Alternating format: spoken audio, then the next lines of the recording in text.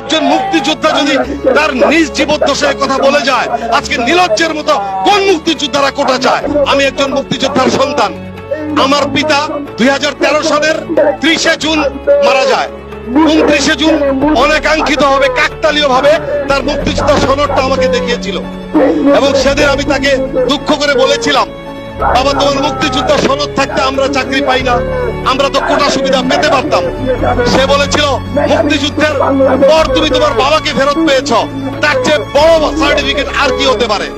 মাত্র 20,000 টাকার ভাতাই কি আমার জীবনটা ছিল না তোমার কাছে দেশটা ছিল? তুমি তোমার বাবাকে ফেরত পেয়েছ, একটা স্বাধীন দেশ পেয়েছ। তারপর একজন মুক্তিযোদ্ধা যদি তার নিজ জীবদ্দশায় কথা বলে যায়, আজকে নির্লজ্জের মতো কোন মুক্তিযোদ্ধারা কোটা চায়? কোন মুক্তিযোদ্ধারা ভাতা চায়?